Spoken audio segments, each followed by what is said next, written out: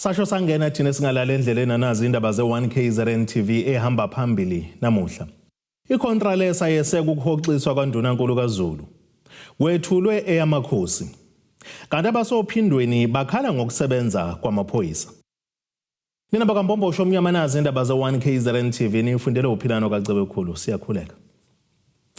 Umqhuqhuzeli wenhlangano yabaholi bomdabu esifundazweni KwaZulu-Natal eyaziwa ngokuthi Contralesa uPhakamani Dlamini uthi bayasemukela ke isinqumo sokukhonja indlela kaMfundisi uThulasizwe Buthelezi kufakwe kwenkosi ephatha isizwe echiliza njengoNdunankulu kaZulu. Ekhuluma ke neziko lezindaba usibale khulu uveza ukuthi lokhu kumele kubeke isifundo kushenge sokuthi ke asebenzisane ngendlela nezinye inhlaka angachemi. Inhlangano yabaholi bomdabu esifundazweni KwaZulu-Natal Contralesa ithi yasamukela isinqumo sesilo uMisuzulu kaZuluthini sokuxoshwa umfundisi uThulasizwe Buthelezi esikhundleni sokuba uNdunankulu kaZulu kufakwe inkosi uphathe isizwe echiliza ngoba kuningi bengakhambisi kahle uButhelezi. Le inhlangano income kakhulu ngokungena komuntu oyinkosi kulesikhundla. Imukela i-decision yesilo ngangezwe lakhe ukuthi ukhipha umfundisi uButhelezi. Siyamukela futhi inkosi uChiliza njenganenkosi. Ikakhulukazi sibona ngathi kuzoba nestability ukufakwa kwenkosi yokuzalwa ngoba inkosi iyazazi inhlaka zobukhosi iyazi-understand. Kukhombise kakhulu ukuthi uNdunankulu obekhona umfundisi ubukhosi akabazi kuneyinhlaka azi-omithayo even ekhuluma even e-MEC ngamakhosi axoshiwe neyinduna ukhosi nje bakaMdletshe nobukhosi bakaSimelane ukuxoshwa kwamakhosi ngalendlela okwenzeke ngayo kusinika ukuthi akayi-understand irole yakhe ezoNdunankulu ukuthi akufuze ngabe ufaka i-unit.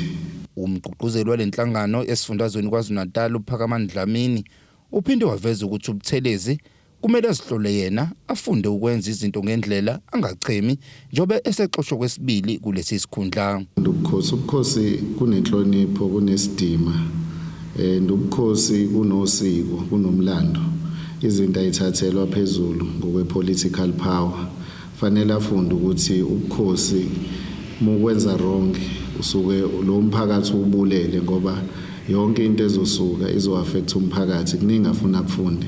Siyafisa futhi ukuthi njengano-MEC a-reflect ekutheni useze waxoshwa kwaziwa yikabili isilo okusho ukuthi khona into e-wrong naye nobukhosi aka-reflect ukuthi indlela enza ngayo enze self-introspection ukuthi kunendlela afanele enze ngayo ezokwazi ukugculisa wonke umuntu abe ne-fair kuwo wonke umuntu awatreat-e equal amakhosi. Ekhuluma nethimba lezindaba uDlamini uveze ukuthi kukhona okugodwa okuhle akwenzile uButhelezi ukunikeza amandla imikhandlu yamakhosi kodwa wagxeka indlela asingethe ngayo uhlelo lokunikezwa kwezimoto kumakhosi.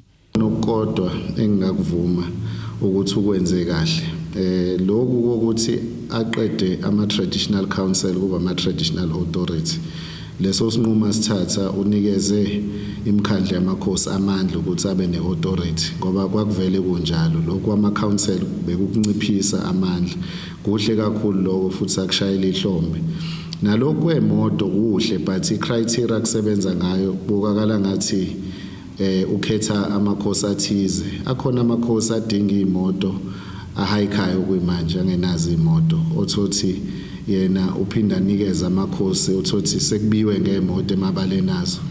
Izindabeni ze1KZN TV bikuThabani Maphumulo eMkungundlovu. Kwethulwa ngokusemthethweni inhlangano entsha yamakhosi eyaziwa ngeSouth African Traditional Leaders Organisation. Le nhlangano yethulwe namuhla eThekwini KwaZulu-Natal. Kulesithangame besibanjwe namuhla le nhlangano iveza ukuthi ayimela amakhosi kuphela kodwa khona nezinduna nabazomela besifazane nolusha. Le nhlangano ke nje iyinhlangano yobukhosi ngoba kuyona amakhosi yodwa eyobukhosi ngoba ihlanganisa izinduna zezinsizwa ezintombi yonomehlo imalungu emkhandlu nama-advisory board bonke labo bantu bazoba amalunga lenhlangano mayiqala ikhula kodwa nje inhloso yale nhlangano ukuthi sizama ukushintsha impilo zabantu basemakhaya siwubukhosi ngokuxoxa nemiphakathi yonke ngokuhlukana kwayo. Ithi yakweseka ukuxoshwa kwabo kufika abangenawo amaphepha. Thina njengamakhosi nje sibona ngathi uhulumeni usadlala ngathi ngoba uhulumeni fanele ngabe kade dwebe plan because kwakufanele uhulumeni akhiphe imali yesiyavuma ukuthi awuvika imashi kodwa uhlulweni uhulumeni ukhipha imali adwebe plan ngoba nje kade sixoxa nje plan la ukuthi into ongayidweba ngo2 hours ngabe usuyiqedile bese afaka imali ke yokuthi implement leyo plan emva kwalokho aphela amashi liyabuya izwe lethu liyaphila ngoba lento emamashi atsuku zonke agcina kubantu ababukayo ama TV abaqhamuka kwamanye amazwe kuba ngathi siyizwe elinodlame kanti abantu benza ilungelo labo futhi esilesekayo kwethina njengamakhosi ukuthi kufanele baqhubeke uma uhulumeni akayilethi plan. Kusenjalo ubuholi balenhlangano buphinde bakhuza labo abahlekisa ngevideo yesilo samabandla esabalale ezinkundleni zokuxhumana ngeviki ledlule. Thina singama-Afrika sikhuliswe ngenhlonipho. Umuntu omdala uma umbonile kungafanele umbone wena ocashayo ubaleke. Umuntu omdala umfica emgwaqeni eqiwa amanzi elele phansi uba nendlela yokumqoqa ukuze abantu bengamboni lonto awuyithatha ugiye ngayo. So siyafisa ukuthi abantu bengasuki kuleyo ndlela ethu yokuphila kuyiyona ngoba uma siwa kuyona siyidalela amashwa nokungakhuli mhlawumbe kulolu daba singaphawula kanjalo dadewethu. Ephinde yaqhamisa ukuthi ayikho inhlangano yezepolitiki eyamaniswa nayo isahlo. Kodwa Sibisi wezindaba ze1KZN TV ku Channel 261 ngiseThekwini. Amalungu omphakathi wesizwe sasophindweni enkosini uNzunza benemashe nokuthila beyibhekise esiteshini samaphoyisa saseGingindlovu ngenhloso yokuhambisa uhlu lwezikhalazo zomphakathi ngokusebenza kwesiteshi samaphoyisa. Obehola ke le mashe uKhanyisani Mbambo uthi bakhathazekile ngamacala okuhlukunyezwa abesifazane nezingane aphelele emoyeni angalandelelwa. Kukhulu ukukhathazeka okuveswa amalungu omphakathi wasophindweni ngaphansi kwesizwe senkosi yakwaNzuza eGingindlovu ngokusebenza kwesiteshi samaphoyisa sakhona eGingindlovu.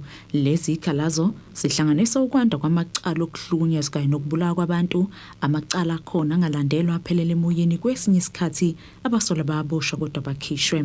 Namhlanje silapha esiteshini eGingindlovu ngenhloso yokuletha izikhalazo zethu siwumphakathi wasophindweni. Ngokungagculiseki ngokusebenza kwesiteshi salapha eGingindlovu esakhele inkosi uNzuza. Kunamacala amaningi esinawo la angaphothuleki. Amarepu nje asemaningi kakhulu. Uma ulandela ukuphela kwamacala nokuboshwa kwabantu isiphetho kasikho. Ukunya bakhala ngakho ukuthi umphathi wesiteshi uKenneth Sithole bamsola ke ngokugxambukela ezindabeni zobukhosi besizwe sakwaNzuza. Lo mphakathi utsebeke bazama ukuxoxisana nomasteshi kodwa kwaveza ukuthi ngeke akwazi ukusebenzisana nomphakathi wasophindweni ngoba ke inkosi ayikho. Lo mphakathi ke uthi lokhu kuyabadida ukuthi umasteshi ungena kanjani ke ezindabeni zobukhosi bakwaNzuza ebeke yena esemthethweni ekwakhe ukuthi agxile emsebenzini akaqashelwe wona. Nomphathiswa waso siphethe umama ungenele kakhulu ezintweni zepolitiki ngoba sokufika lapha nje sike sahlala phansi sakhuluma naye uxoxisana ukuthi uma kusebenza kanjena kwenzakalana. Uba sengena nje phumelo bala wathi yena ekwazi ukusebenzisana nesifunda sophindweni ngoba inkosi sophindweni kayikho. Kusididileke lokho engakho namhlanje sila ukuthi umama umphathi stage yena sebenza phethe umthetho ukuthatha apho inkosi sophindweni kayikho. Kusho ukuthi ungena izimpi zasophindweni zomndeni wakwaNzuza akasasebenza umsebenzi wamaphoyisa. Ilokho kusikhathazileke kwisiteshi ukuthi lobo amacala enza ngaphakathi esifundeni ingakho ngaboshwa umuntu njengoba kusho ukuthi kunenhloso ukuthi akwenzeke ubugebengu ngaphakathi. Yena usathi inkosi kayikho so akwenzeke noma ngabe esifundeni senkosi. Silwela lokho ke singabantwana benkosi. Siyisizwe sophindweni ukuthi akekho umuntu oyohlukumezeka ingalo yomthetho isekhona. Sifisa umthetho wenza ubulungiswa esiteshini nakuyo umama uqobo. Igebengu ezenza ubulelesi ngaphandle mayiboshwe. Lo mphakathi uphinde waveza nokuthi ke bamfune ehambele umasteshi ngoba kawenzi kahle umsebenzi wakhe. Babe sebanika ke izinsuku eziyisikhombisa ukuba baphendule kuhlu lwesikhalazo abadlulisile namuhla. Sino 7 days esonika umhlonishwa ubaba Brigadier uMhlongo ukuthi asiphendule ukuthi isiphi isinyathelo azosithatha ngesiteshi sethu saseGingindlovu ngokusebenza kwabo. Uma kudlula kulo 7 days engasiphenduli ubaba uBrigadier uMhlongo sizobe sesihlabela phambili sesibona omunye umnyango ngoba simisele ngempi kodwa besathi sifuna ukusebenzisana nomnyango wezokuphepha amaphoyisa ukuze silawule ubugebengu lokuqhubekayo esifundeni samakhosi. Lezi ikhalazo zibe sezamukelwa kumphathi wesiteshi samaphoyisa sasemthunzini uKenneth Mzimela. Ngakho ke ngiyathembisa uKenneth Mzimela osuke emaphoyiseni station commander waseMthunzini le memorandum yenu njengoba injena namhlanje mangisuka la izoya kuBrigadier Mhlongo kuyena mphathi wesingi sethu idistrict yaseKingcetshwayo izoyinikeza yena ukuba isebenze ebesenza njengoba kubhaliwe lapha phansi ngokuyalela. Ngiyabonga kakhulu. Estabeni ze1 KZN TV ngingusamukeliso Nqulunga ngiseKingilova. Umasipala umhlathuze wethule izimoto eziyi11 ezintsha-ceke ezosetshenziselwa ukuthunyelwa ngokushesha kwentuthuko emphakathini. Umeya kamasipala umhlathuze uXolani Ngwezi uthi basemkhankasweni wokushintsha izimoto ezindala ukuze izisebenzi zomkhandlu ziwenze kangcono kumsebenzi wokuthunyelwa kwentuthuko kubantu. Umasipala umhlathuze uthi usemkhankasweni wokushintsha izimoto ezizindala ezosetshenziselwa ukuthumela intuthuko emphakathini. Lezi imoto eziyi18 zethulwe ngosemthethweni namuhla. Iningi lazo eziphakeme zizosetshenziswa kwiminyaka ehlukene kulo masipala. Zithengwe ngemali engaphezulu kwegidi eziyisithupha kunyaka mali osudlule. Simukela njengomkhandlu wasemhlathuze imoto ezu14 ezithengiwe. Lezi imoto ke zizosiza abasebenzi ukuthi bakwazi ukwenza umsebenzi wabo. Imoto eziya eminyangweni wakwa community services, corporate services, eziya kwa finance, neimoto okufanele zihlale zikhona ukuze uma kunemoto noma ngayiphi elimele ikwazi ukuthi basebenzise yona kwesikhashana while kusalungiswa leyo moto leyo. Lo masipala uthi ukhathazekile ngoba izigameko lapho izimoto zomkhandlu zifela ke ezandleni zabasebenzi unxuseka abasebenzi ukuba ke beqikelele ukuthi ke zenza umsebenzi ezibekelwe wona kuphela. Nxusa ke kakhulu ukuthi lo mnyakazo noma kumbe lo intervention eyenziwa yiCouncil manje ukuthi ba replace imoto ezindala. Abasebenzi bazemukele ngezandla ezimhlophe baziphathe njengezimoto zabo, bazinakekele, bazidrive kahle ngoba often imoto ezinye zigcine zingena kuma accidents and you find that ukuthi mase ku investigate abanye abasebenzi bephuzile. And kubhlungu ke ngoba mase sewenza lokho phela sesifanele sekudiscipline sekuxoxa emsebenzini. You lose the job kodwa futhi na we have lost a vehicle, an asset. Umeya kamasipala umhlathuze uXolani Ngwezi uthi ke lo masipala uzoqhubeka nokwabaka imali yokuba kushintshwe izimoto esezindala ezimqoka okubalwa kuzo izimoto ezithelela kumphakathi amanzi kanye nalezo eziqoqudodi. Lo mkhandlu ikakhulukazi moya kuma waste trucks emotweni lezi eziqoqudodi. Ngo2021 ngifika bekunezimoto ezathengwa kokusekhona uDr Moffat, former mayor wokuqala from 2000 beyisekhona kuma waste trucks. Sazi replace kancane sesi replace more than 10 wama truck lawa qoqudodi. Kanjalo futhi siyile naseminyangweni kwa infrastructure sa replace ama truck lawa afaka anikeza abantu amanzi kule ndawo esisanenkinga khona ngenqalazinda yamanzi. Ezindabeni ze1 KZN TV kubinkosanhle Mthembu eRichards Bay. Ake sithi ishelele itolo nenabesilo siyabuya futhi nezinye zindaba.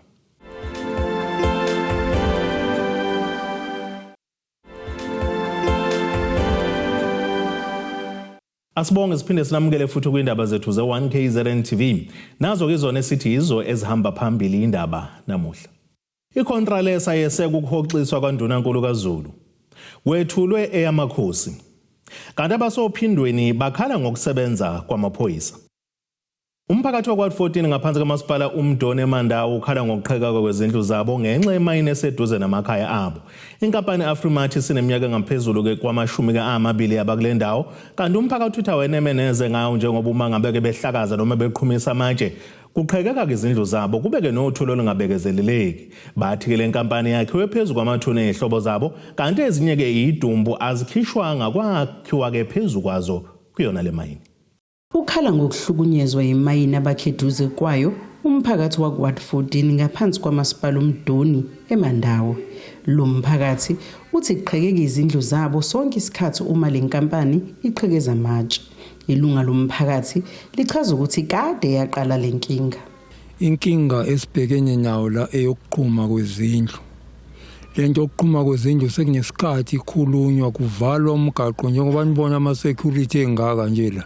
Into endala yaqala le yenziwa ingalungiswa. Sazama ukuyilungisa ngendlela yomthetho sahamba saya emaThekwini ka DMR lo phathelene nezimayini. Uthi bakhuluma nomphathi wemayini. Sahlangana nomlungu wakhona la.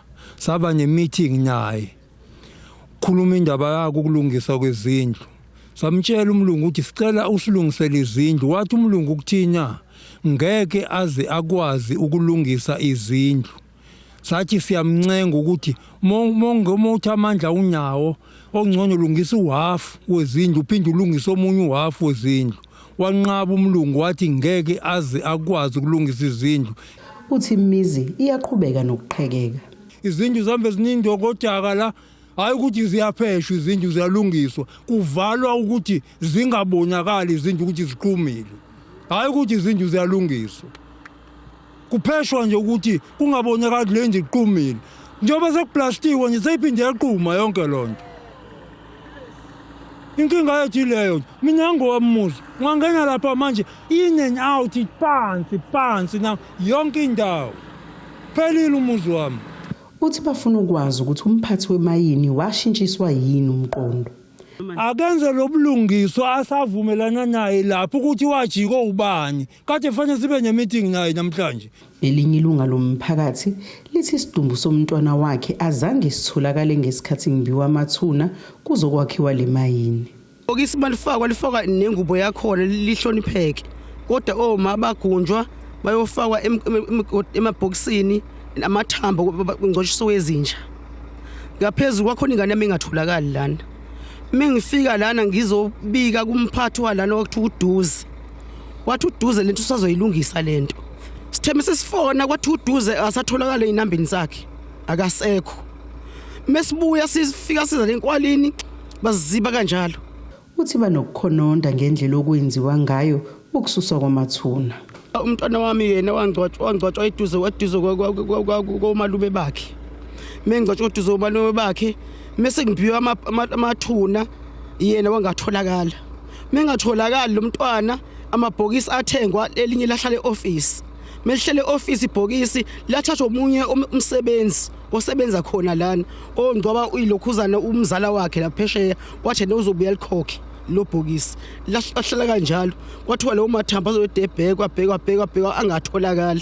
Imizamo yokuthola ukuphawula kwemayini ayizange iphumelele njengoba kushaya isikhathi sokuthi siye emoyeni bengakabuyeli kuthina. Lo mbiko beniwethulelo Zamando Sicele wezindaba ze1 KZN TV ngisemandawe.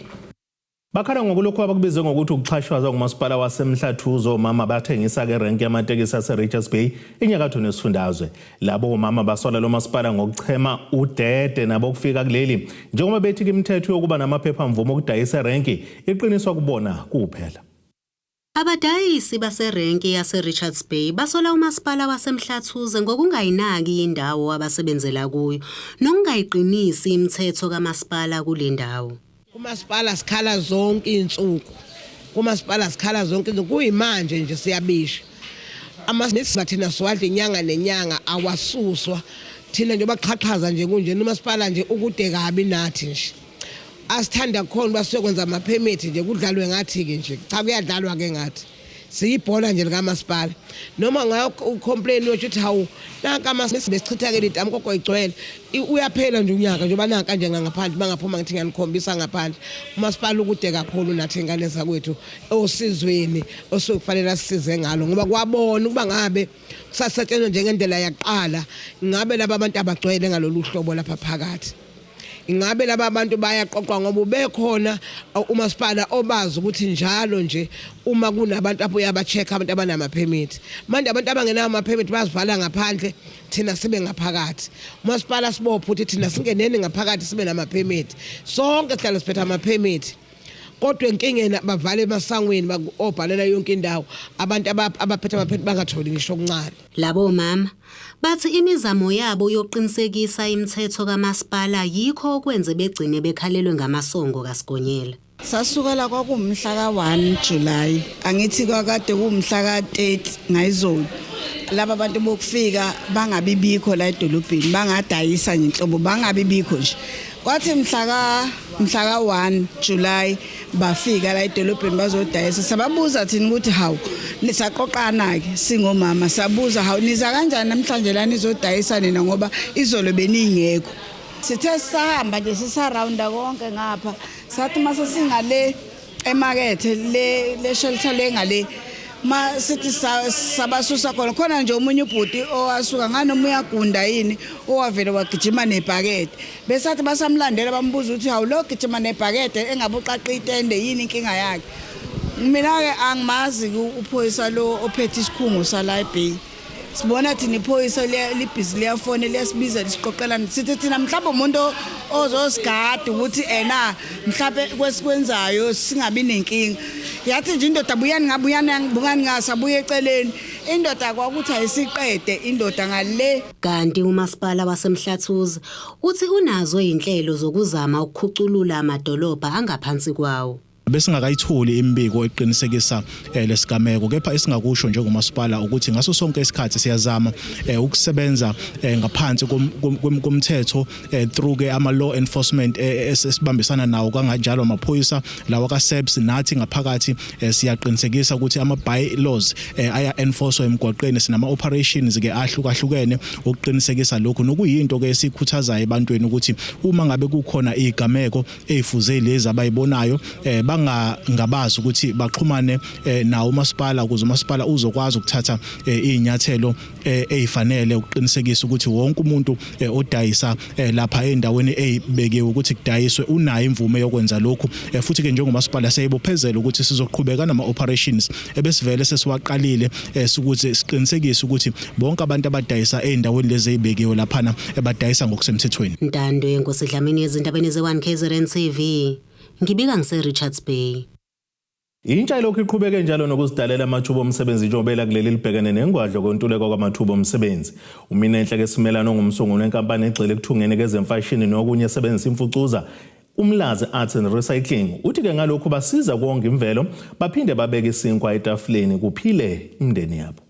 Uthando lwemfashini ukuzama ukuhlenga imvelo kanye nokubhuquza ekhaya ngenxa kwesolo umsebenzi ngezinye zezinto ezikhuthaze intsha yaselokishini Umlazi uba ke isungule ibhizinisi lokuthunga besebenzisa imfucuza. Siqoqa oplastic laba basuke beseyikoleni isemazaleni ndake mnake black lahla khona udoti sibuye sibawashe senze ngabo omada nama jackets lawa nje engiwagqokile. So ngasho ukuthi into yangigqugquzela kakhulu ekuqaleni nje kunakho konke ukuthi la esikhulele khona ngathini indawo zakhona zincolile and futhi namathuba emsebenzi abengekho kakhulu. So into engangenza kunokuthi mhlawumbe ngihlale phansi lokho ngixeka uhulumeni ngathi at least angenze something ezokwazi ukuthi isize mina nasekhaya iphinde futhi isize nomphakathi. So into esenzayo ngenhlanhla ke emphakathini abanye sebeyakwazi ukuthi bangibhosela abanye bangilethele nje la ngasekhaya nasema talk shop bangilethele. So masithatha labo plastic labo because abanye basuke besibangcolile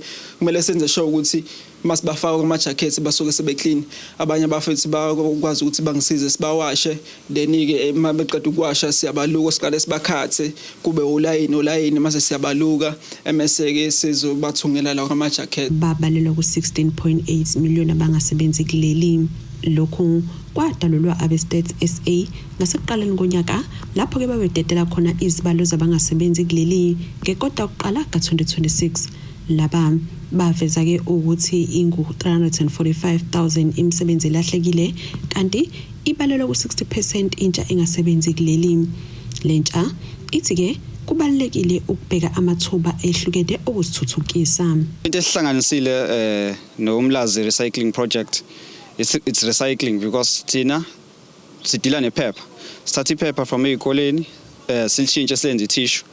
As much as it's an ongoing project esake work in progress sahlangana ke nomfowethu Simelane njengoba edila no plastic yana. So kusheshe kwalula lo ukuthi sikwazi ukuhlangana ngoba it's a project esehluphe endaweni eziningi and most people they need to be educated ngayo bazi ngayo. Ukuhlala akusizi kusenzi wazi ukuthi kuzoqhamuka ezinye izinto ezizodinga wena. Ezinye izinto zidinga wena ukuthi ukwazi ukuphuma uyobheka kwezinye indawo ukuthi uyobheka ama opportunities obheka abantu la bengakhona. You just have to go out. You just have to be there. You just have to to travel, you have to do anything that will make you be around people, that will build you up and bekubeke la kumele ube khona. Banxuse noma ubani ongaba nosizo njengoba beswele izinsiza kusebenza nokunye. La engisebenzela khona ila engihlala khona kusayindawo nanokuthi mhlambe ngifuse ukuthi umsebenzi wami ube commercial ukwazi ukuthi utholakala naseyitolo okunye ezinye zezinto lezi engibuye ngibhekane nazo because umsebenzi singawenza ube muhle ube unique but mozobe mongeke uzuthole leyo market engaka ukuthi usungakwazi ukuthi supply every day asona ama challenges esibhekene nawo lawo njengamanje usizo olukhulu nje engase ukuthi salidinga ukuthola eminye imishini because sengina ama classes la khona ukuthi lo ngiyakwazi ukuthi ukufundisa abantu uqale ukuthi mawufuna ukuthunga nje mhlawumbe mawufuna ukuhlanganisa iskate uhlanganisa kanjani so imishini enginawo la u2 ezindabeni ziwani KZN TV kube kuntombi khona mvubu eThekwini. Asiphinde sithi shelele itolo nena besilo siyabuya futhi nezinye indaba.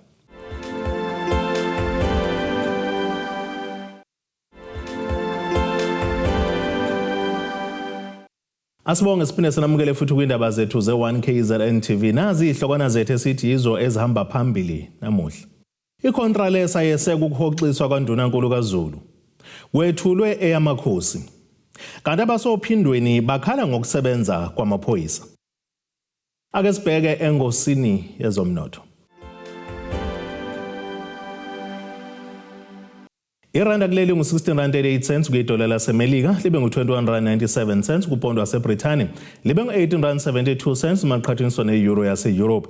Intengo yegolide ngu-$4,026.20 ounce, bese kuthi intengo engahluziwe yona ube ngu-$84.73 umphongolo. Ake sibheke engosini yezemidlalo. Qembu laKwaZulu Natal eDurban City lokuliqhubekile nokuba matasa emakethe kuleli windi lokusayiniswa kubadlali njengoba kuvele ukuthi ke seliqede konke ngokusayinisa uGustin Serino obeyibamba kwimpofana eKaizer Chiefs nonozinto Sam Magula obevimbele Richards Bay FC. Laba abadlali kulendo babamenyezelo maduzane kuleli qembu elivivela kokuqala kwesizini eBetway Premiership ka2026 no2027. uSerino kungumdlali wasophondweni lesobunxele ungomunye abadlali Chiefs enquma ngazivuselela inkontileka zabo ebeziphele kupheleni ke kwenyanga edlule. Lo mdlalo odabo kwe-Uruguay ubesedlala amasizini amabili kwi-Chiefs ayijoyina ngesizini ka-2024-2025 esuka kuMamelodi Sundowns okuyiyona agqame kuyona kakhulu. Wafika-ke eMzansi ngesizini ka-2017-2018 esuka kwiBolivar Dapaz yasezweni laseBolivia. Ake sibheke nasesimo sezulu esingalindeleka.